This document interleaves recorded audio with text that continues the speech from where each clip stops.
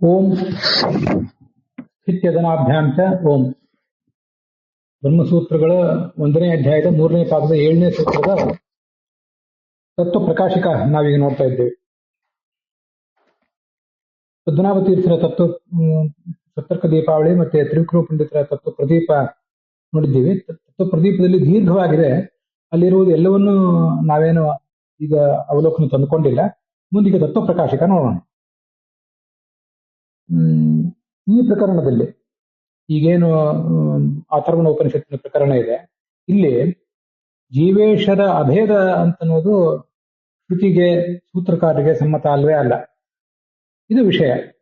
ಈ ವಿಷಯವನ್ನ ಇನ್ನೂ ಒಂದು ಹೇತುವಿನಿಂದ ಈಗ ತೋರಿಸ್ಬೇಕಾಗಿದೆ.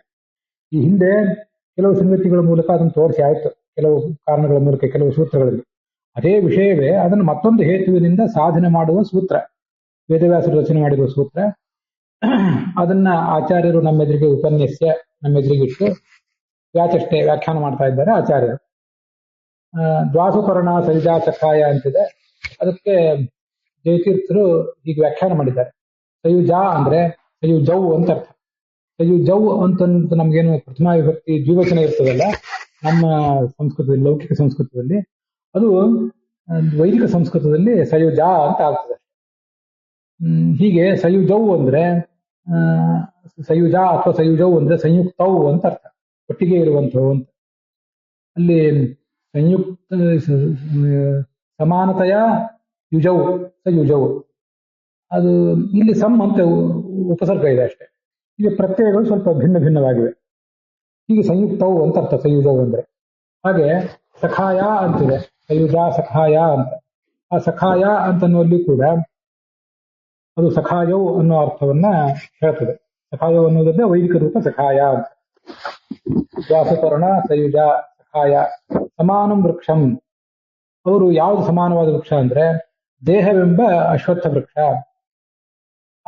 ಇವರಿಬ್ರು ಯಾರು? ಸುಪರ್ಣ ರೂಪವು, ಎರಡು ಹಕ್ಕಿಗಳ ರೂಪದಲ್ಲಿವೆ, ಮತ್ತು ಇಬ್ರು ಕೂಡ ಜ್ಞಾನಾನಂದ ಸ್ವರೂಪರಾಗಿದ್ದಾರೆ. ಅವರು ಪರಿಷಸ್ವಜಾತೆ, ಪರಿಷಸ್ವಜಾತೆ ಅಂತ ಇದೆಯಲ್ಲ, ಅದಕ್ಕೆ ಪರಿಪೂರ್ವಕ ಆ ಧಾತುವಿಗೆ ಆಲಿಂಗನ ಅಂತ ಅರ್ಥ. ಅದಕ್ಕೆ ಆಲಿಲಿಂಗತು ಅಂತ ಅರ್ಥ ಜಯತೀರ್ಥ ಹೇಳಿದ್ದಾರೆ. ಗಟ್ಟಿಯಾಗಿ ಅದನ್ನು ಹಿಡ್ಕೊಂಡಿದ್ದಾರೆ ಆ ದೇಹವನ್ನ. ತುಂಬಾ ಸುಂದರವಾದ ಪ್ರಯೋಗ ಇದು.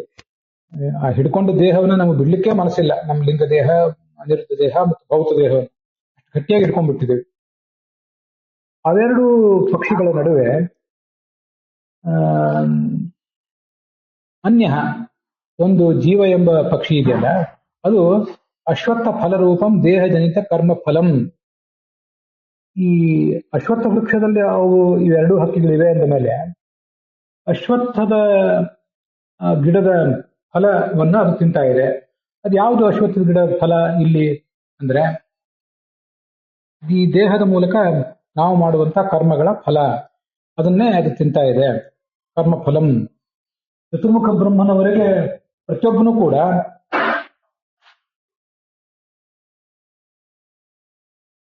ತಾನು ಮಾಡಿದ ಕರ್ಮದ ಫಲಗಳನ್ನೇ ತನಗೆ ದೊರೆತ ದೇಹದ ಮೂಲಕ ಅನುಭವಿಸೋದು. ಅದಕ್ಕೆ ಚತುರ್ಮುಖ ಬ್ರಹ್ಮನು ಅಂತ ನಾನು ಉದ್ದೇಶಪೂರ್ವಕ ಹೇಳಿದ್ದೀನಿ. ಅಲ್ಲೇನದು ಬಂದಿಲ್ಲ, ಆದರೆ ಜೀವ ಎಂಬ ಹಕ್ಕಿ ಅಂತ ಬಂದಿರೋದ್ರಿಂದ ಜೀವಾಭಿಮಾನಿಯಾದ ಚತುರ್ಮುಖ ಬ್ರಹ್ಮನು ಅಂತ ನಾವಲ್ಲಿ ನಿರ್ದಿಷ್ಟವಾಗಿ ಹೇಳಬೇಕಾಗ್ತದೆ. ಅವನು ಕೂಡ ತಾನು ಮಾಡಿದ ಕರ್ಮದ ಫಲಗಳನ್ನೇ ಈಗ ಅನುಭವಿಸ್ತಿರೋದು.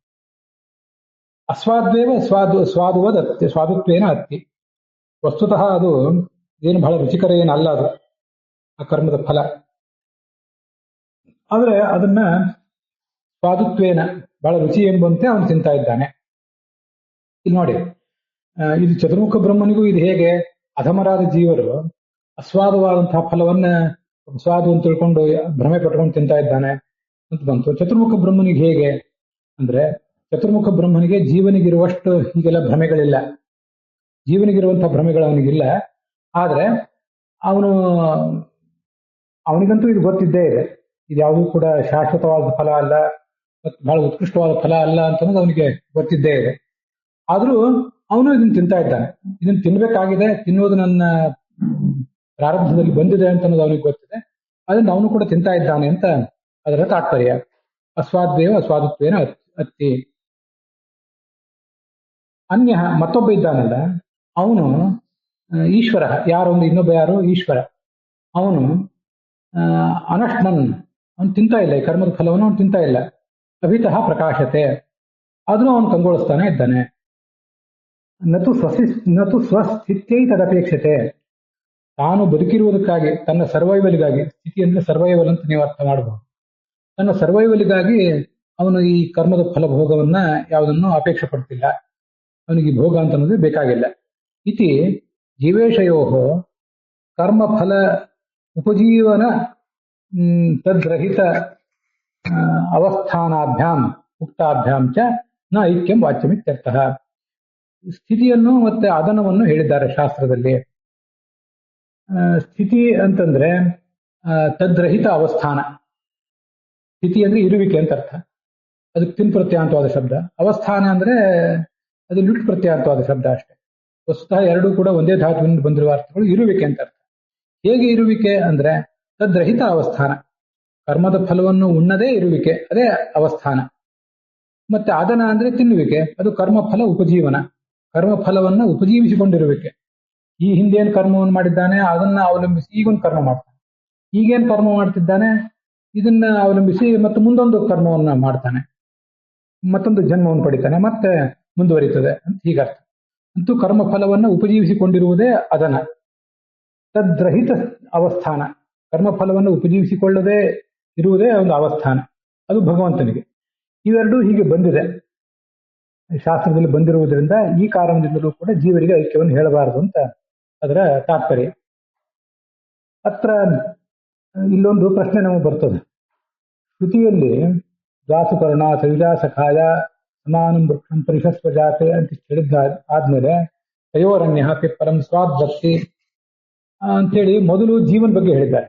ಒಂದು ಹಕ್ಕಿ ಪಿಪ್ಪಲವನ್ನು ತಿಂತಾ ಇದೆ, ಇನ್ನೊಂದು ಹಕ್ಕಿ ಭಗವಂತ ಎಂಬ ಹಕ್ಕಿ ತಿಂತಾ ಇಲ್ಲ ಅಂತ ಬಂದಿದೆ. ತಿನ್ನುವ ಹಕ್ಕಿಯಾದ ಜೀವನ ಬಗ್ಗೆ ಮೊದಲು ಬಂದಿದೆ, ತಿನ್ನದ ಹಕ್ಕಿಯಾದಂತಹ ಭಗವಂತನ ಬಗ್ಗೆ ಆಮೇಲೆ ಬಂದಿದೆ. ಆದ್ರೆ ಸೂತ್ರದಲ್ಲಿ ಮಾತ್ರ ಸ್ಥಿತಿ ಅಂತ ಭಗವಂತನ ಸ್ಥಿತಿ ಏನಿದೆಯಲ್ಲ, ಕರ್ಮದ ಫಲವನ್ನು ತಿನ್ನದೇ ಇರುವಿಕೆ, ಅದನ್ನು ಮೊದಲು ಹೇಳಿದ್ದಾರೆ. ಕರ್ಮದ ಫಲವನ್ನ ತಿನ್ನುತ್ತಾ ಇರುವಿಕೆಯನ್ನ ಅದನ್ನ ಅಂತ ಆಮೇಲೆ ಹೇಳಿದ್ದಾರೆ. ಈಗ ಯಾಕೆ ಈ ತರ ಮಾಡಿದ್ದಾರೆ ಅಂತ ಒಂದು ಜಿಜ್ಞಾಸೆ ನಮಗೆ ಬರ್ತದೆ. ಅತ್ರ ಶ್ರುತಿಕ್ರಮಂ ಕ್ರಮೋಲ್ಲಂಘನಂ, ಶ್ರುತಿಯಲ್ಲಿ ಬಂದ ಕ್ರಮವನ್ನು ಬಿಟ್ಟು ಸೂತ್ರದಲ್ಲಿ ಬೇರೊಂದು ಕ್ರಮವನ್ನು ತೆಗೆದುಕೊಂಡಿರುವಿಕೆ ಅನ್ನುವುದೇನಿದೆಯಲ್ಲ, ಇದು ಈಶ್ವರಸ್ಯ ಪ್ರಾಧಾನ್ಯ ಜ್ಞಾಪನಾರ್ಥಂ. ಯಾವತ್ತೂ ಕೂಡ ಜೀವ ಮತ್ತು ಈಶ್ವರರಲ್ಲಿ ಸ್ವತಂತ್ರನಾದ ಭಗವಂತನೇ ಪ್ರಧಾನ, ಅಸ್ವತಂತ್ರನಾದ ಈ ಜೀವ ಅಪ್ರಧಾನ. ಅದು ಲಕ್ಷ್ಮೀದೇವಿ ಇರಲಿ, ಚತುರ್ಮುಖಿ ಇರಲಿ, ದೇವ ಋಷಿ ಪಿತೃಪ ನರ ಯಾರೇ ಇರಲಿ, ಅವರೆಲ್ಲರೂ ಕೂಡ ಅಪ್ರಧಾನರು ಅಂತ ತಿಳಿಸ್ಲಿಕ್ಕೋಸ್ಕರ ಸೂತ್ರದಲ್ಲಿ ಸ್ಥಿತಿಯನ್ನ ಮೊದಲು ಹೇಳಿದ್ದಾರೆ. ಈಶ್ವರಸ್ಯ ಪ್ರಾಧಾನ್ಯ ಜ್ಞಾಪನಾರ್ಥಂ, ಏನನ್ನೂ ಅವಲಂಬಿಸದೆ ಅವನು ಆನಂದವಾಗಿದ್ದಾನಲ್ಲ ಅವನ ಸ್ಥಿತಿಯನ್ನ ಮೊದಲು ಹೇಳಿದ್ದಾರೆ. ಪ್ರತಿಯೊಂದು ಸೂತ್ರವೂ ಕೂಡ ಹೀಗೆ ಭಗವಂತನ ಗುಣಗಳನ್ನೇ ಹೇಳುವಂತಹ ಒಂದೊಂದು ಮಂತ್ರ ಇದ್ದಂಥದ್ದು. ಮತ್ತೆ ಅದೊಂದು ಯುಕ್ತ ರೂಪವೂ ಹೌದು. ಆದ್ರಿಂದ ಈಶ್ವರನಿಗೆ ಪ್ರಾಧಾನ್ಯ ತಿಳಿಸ್ಲಿಕ್ಕೋಸ್ಕರ, ಅವನ ಸ್ವಾತಂತ್ರ್ಯವನ್ನ, ಕರ್ಮಫಲ ಅನವಲಂಬನವನ್ನು ತಿಳಿಸ್ಲಿಕ್ಕೋಸ್ಕರ ಸ್ಥಿತಿ ಅಂತ ಮೊದಲು ಹೇಳಿದ್ದಾರೆ. ಇನ್ನೊಂದು ಅದ ಕಾರಣ ಹೇಳ್ಬೋದು, ಸ್ಥಿತಿ ಪದಸ್ಯ ಅಲ್ಪಾಕ್ಷರತ್ವಾಚ, ಅದು ಮತ್ತೊಂದು. ಈಗ ಸ್ಥಿತಿಶ್ಚ ಅದನಂಚ ಸ್ಥಿತ್ಯದನೆ ಅಂತ ಹೀಗೆ ಅಲ್ಲಿ ಕಾಣಿಸ್ತದೆ. ಅವು ಸ್ಥಿತ್ಯದನೆ ಅಂತ ಹೀಗೆ ಹೇಳಿದಾಗ ಅಲ್ಲಿ ಅದನ ಅಂತನ್ನೋದು 3 ಅಕ್ಷರಗಳನ್ನು ಒಳಗೊಂಡಿರುವಂತಹ ಶಬ್ದ, ಸ್ಥಿತಿ ಅಂತನ್ನೋದು 2 ಅಕ್ಷರಗಳನ್ನ ಒಳಗೊಂಡಿರುವಂತಹ ಶಬ್ದ. ಆದ್ರಿಂದ ಅದನ್ನ ಮೊದಲು ಹೇಳಿದ್ದಾರೆ. ಅಲ್ಲಿ ಭಾವದೀಪ ಟಿಪ್ಪಣಿಯಲ್ಲಿ, ರಾಘವೇಂದ್ರ ಸ್ವಾಮಿ ಟಿಪ್ಪಣಿಯಲ್ಲಿ 47ನೇ ಪುಟದಲ್ಲಿ ಹೀಗೆ 2 ಸೂತ್ರಗಳನ್ನ ಅವರು ವ್ಯಾಕರಣ ಸೂತ್ರಗಳನ್ನು ತೋರಿಸಿದ್ದಾರೆ. ಪಾಣಿನಿ ಸೂತ್ರಗಳೇ ಅವರು. ಸೂತ್ರೇ ಶ್ರುತಿಕ್ರಮ ಶ್ರುತ್ಯುಕ್ತ ಕ್ರಮೋಲ್ಲಂಘನಂ, ಶ್ರುತಿಯಲ್ಲಿ ಹೇಳಿರೋ ಕ್ರಮವನ್ನು ಬಿಟ್ಟು ಈ ಸೂತ್ರದಲ್ಲಿ ಬೇರೆ ಒಂದು ಕ್ರಮವನ್ನು ಹೇಳಿದಾರಲ್ಲ, ಯಾಕೆ ಅಂತ ಪ್ರಶ್ನೆ ಬಂದ್ರೆ ಅದಕ್ಕೆ ಅಭ್ಯರ್ಹಿತಂ ಪೂರ್ವಂ, ಅಭ್ಯರ್ಹಿತ ಅಂತಂದ್ರೆ ಮುಖ್ಯವಾದದ್ದು, ಅದನ್ನ ಮೊದಲು ಹೇಳಬೇಕು ಅಂತ ಒಂದು ನಿಯಮ ಇದೆ. ಸ್ಥಿತಿ ಅನ್ನೋದು ಭಗವಂತನಿಗೆ ಸಂಬಂಧಪಟ್ಟದ್ದಾದ್ರಿಂದ ಅದನ್ನು ಮೊದಲು ಹೇಳಿದ್ದಾರೆ. ಇದು ಒಂದು ಸೂತ್ರ. ಅಲ್ಪಾಚತರಂ ಅಂತ ಮತ್ತೊಂದು. ದ್ವಂದ್ವ ಸಮಾಸ ಮಾಡುವಾಗ ಕೃಷ್ಣಶ್ಚ ಗೋವಿಂದಶ್ಚ ಕೃಷ್ಣ ಗೋವಿಂದೌ ಅಥವಾ ಗೋವಿಂದಶ್ಚ ಕೃಷ್ಣಶ್ಚ ಅಂತ ಮಾಡಿದಾಗ ಗೋವಿಂದ ಕೃಷ್ಣ ಅನ್ಬಾರ್ದು, ಕೃಷ್ಣ ಗೋವಿಂದೌ ಅಂತ ಹೇಳ್ಬೇಕು. ಅಲ್ಪಾಚ ತರ ಯಾವುದಿದೆ ಅದನ್ನು ಮೊದಲು ಹೇಳ್ಬೇಕು ಅಂತ ನಿಯಮ ಇದೆ. ಆದ್ರಿಂದ ಈ ತರ ಹೇಳಿದ್ದಾರೆ ಅಂತ ರಾಘವೇಂದ್ರ ಸ್ವಾಮಿ ಟಿಪ್ಪಣಿಯಲ್ಲಿ ಬಂದಿದೆ ಅಂತ ತಿಳ್ಕೋಬೇಕು. ಇಲ್ಲಿ ಅಸ್ವಾದ್ವೇವ ಸ್ವಾದ್ವತ್ತಿ ಅಂತ ಬಂತಲ್ಲ, ವಸ್ತುತಃ ಅದು ಕರ್ಮಫಲ ಅಂತ ಒಂದು ರುಚಿಕರ ಏನಲ್ಲ, ಆದ್ರೂ ಬಹಳ ರುಚಿಕರ ಅನ್ನುವಂತೆ ಈ ಮೂರ್ಖನಾದ ಜೀವ ಅನುಭವಿಸ್ತಾ ಇದ್ದಾನೆ ಅಂತ. ಚತುರ್ಮುಖ ಬ್ರಹ್ಮನಿಗೆ ಅದು ಹೇಗೆ ಅನ್ವಯಿಸುವುದು ಅಂತ ಒಂದೇನು ಹೇಳಿದ. ಚತುರ್ಮುಖ ಬ್ರಹ್ಮನಿಗೆ ಅವರಂತೆ ಭ್ರಾಂತಿ ಇರೋದಿಲ್ಲ, ಅದೆಲ್ಲ ಸರಿ. ಆದ್ರೆ ಈ ಕರ್ಮಫಲ ಅಂತ ಅನ್ನೋದು ಅವನಿಗೆ ಈ ಮುಕ್ತಿಯಲ್ಲಿ ಅವನಿಗೆ ಸಿಗುವ ಸುಖಕ್ಕೆ ಹೋಲಿಸಿದರೆ, ಈಗ ಈ ಭೌತ ದೇಹದಲ್ಲಿ ಆತನು ಕೂಡ ಇದ್ದಾನಲ್ಲ, ಅವನಿಗೆ ಸಿಗುವ ಈ ಸುಖ ಸ್ವಾದು ಏನಲ್ಲ. ಇದು ಕರ್ಮಫಲ, ದೇಹದಿಂದ ಜನ್ಯವಾದ ಕರ್ಮಫಲ ಅಂತ ಅನ್ನೋದು ಅದು ಸ್ವಾದು ಏನಲ್ಲ. ಆದ್ರೆ ಅವನು ತತ್ವಜ್ಞಾನಿ ಆದ್ದರಿಂದ ಅವನಿಗೆ ರುಜೂಣಾಂ ಏಕೈವ, ಅವನಿಗೆ ಪರಮೋತ್ಸಾಹ ಅನ್ನೋದು ಇಲ್ಲವೇ ಇಲ್ಲ. ಮುಕ್ತಿಗೆ ಹೋಗ್ಲೇ ಬಿಡಬೇಕು ಅನ್ನುವಂಥ ಮಹಾ ಆತುರ ಅವನಿಗೆ ಇರೋದಿಲ್ಲ.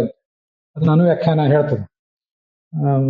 ಪರಮೋತ್ಸಾಹ, ಮುಕ್ತಿಗೆ ಹೋಗ್ಲೇಬೇಕು ಅನ್ನೋ ಪರಮೋತ್ಸಾಹ ಇಲ್ಲದೆ ಇರುವುದು ಚತುರ್ಮುಖ ಬ್ರಹ್ಮನ ಒಂದು ದೋಷ ಅಂತ ಹೇಳಬಹುದು ನೀವು, ಆದ್ರೂ ಅದನ್ನ ಹೇಳಬಾರ್ದು ಅಂತ ಹೀಗೆ ಅಲ್ಲಿ ಹೇಳ್ತಾರೆ. ಆದ್ರಿಂದ ಇಲ್ಲೇ ಇದ್ರೂ ಕೂಡ ಅವನು ಸ್ವಾದ್ವಯವ ಆಗುತ್ತೆ. ಭಗವಂತ ನನಗೆ ಇದನ್ನು ಕೊಟ್ಟಿದ್ದಾನೆ, ಆದ್ರಿಂದ ನಾನು ಈ ದೇಹದಲ್ಲಿ ಬದ್ಧನಾಗಿ ಇರುವ ತನಕನೂ ನಾನು ಅಸ್ವತಂತ್ರ ಆದ್ರಿಂದ ಅವನೇ ಸ್ವತಂತ್ರ ಆದ್ರಿಂದ ಇದು ಮುಕ್ತಿ ಸುಖಕ್ಕೆ ಸಮಾನ ಇದು ಅಲ್ಲದೆ ಹೋದ್ರೂ ಕೂಡ ಭಗವಂತ ಇದು ಕೊಟ್ಟಿದ್ದಾನೆ, ನನ್ನ ಸಾಧನೆಯ ಭಾಗ ಇದು, ನಾನು ಇದನ್ನು ಮುಗಿಸ್ಬೇಕು ಅನ್ನುವಂಥ ಒಂದು ಎಚ್ಚರ ಅವನಿಗಿರ್ತದೆ. ಆದ್ರಿಂದ ಅವನು ಸ್ವಾದ್ವತ್ತಿ ಅಂದ್ರೆ ಆನಂದದಿಂದ ಭಗವಂತ ನನಗೆ ಇದನ್ನು ಕೊಟ್ಟಿದ್ದಾನೆ ಎನ್ನುವ ಎಚ್ಚರವನ್ನು ಇಟ್ಕೊಂಡು ಬತ್ತಿ. ಆದ್ರೆ ಇಂಥ ಒಂದು ಅದ್ಭುತವಾದ ಆಳವಾದ ಎಚ್ಚರ ಜೀವನಿಗಿರೋದಿಲ್ಲ. ಅವನು ಮಾತ್ರ ಭಗವಂತ ಕೊಟ್ಟಿದ್ದಾನೆ ಎನ್ನುವ ಎಚ್ಚರವೂ ಇಲ್ಲದೆ ನನಗಿನ್ನ ಮುಕ್ತಿ ಆಗೇ ಆಗ್ತದೆ ಅನ್ನುವ ಒಂದು ಆಶ್ವಾಸನೆಯು ಕೆಲವು ಬಾರಿ ಕಳ್ಕೊಂಡು, ಅಂಥ ಆಶ್ವಾಸನೆಯನ್ನು ಕಳ್ಕೊಂಡು ಮೈಮರೆತು, ಅಸ್ವಾದು ಅತ್ತಿ ಅಂದ್ರೆ ಮೈಮರೆತು ಅಂತ ತಿಂತಾನೆ ಈ ಜೀವ. ಅವನು ಮೈ ಮರೆಯದೆ ಭಗವಂತ ಕೊಟ್ಟಿದ್ದು ಅಂತ ತಿಂತಾನೆ. ಅಂಥವನಿಗೆ ಚತುರ್ಮುಖ ಬ್ರಹ್ಮನಂತ ದೊಡ್ಡ ದೇವತೆಗೆ ಇದೆಲ್ಲ ಸಮಾನ ಇದೆ. ಅವನಿಗೆ ಇಲ್ಲಿದ್ದಾಗಲೂ ಕೂಡ ಲಿಂಗದೇಹ ಭಂಗ ಆಗಿಲ್ಲ ಅಂತ ಅನ್ನೋದು ಇಷ್ಟೇ ವ್ಯತ್ಯಾಸ. ಆದ್ರೆ ಅಂಥ ಮಹಾ ಆನಂದದಲ್ಲೇ ಅವನು ಇರ್ತಾನೆ. ಪಾಂಡವಾನಾಂಚ ಮುಕ್ತಾನಾಂ ಅಂತರಂ ಕಿಂಚಿದೇವಹಿ ಅಂತ ಹೇಳ್ತಾರೆ ನಮ್ಮ ಕಡೆ ಗೀತಾ ಪ್ರಸ್ಥಾನದಲ್ಲಿ ಆಚಾರ. ಪಾಂಡವರಿಗೂ ಮುಕ್ತರಿಗೂ ವ್ಯತ್ಯಾಸ ಏನಂದ್ರೆ ಲಿಂಗದೇಹ ಭಂಗ ಆಗಿಲ್ಲ ಅಂತ ಇಷ್ಟೇ ವ್ಯತ್ಯಾಸ. ಅದು ಚತುರ್ಮುಖ ಬ್ರಹ್ಮನಿಗೆ ಆ ಮಾತು ತುಂಬಾ ಅನ್ವಯಿಸ್ತದೆ. ಇದನ್ನೇ ಸ್ವಾದು ಎಂಬ ಮಾತಿನಿಂದ ತಿಳ್ಕೋಬಹುದು ನಾವು.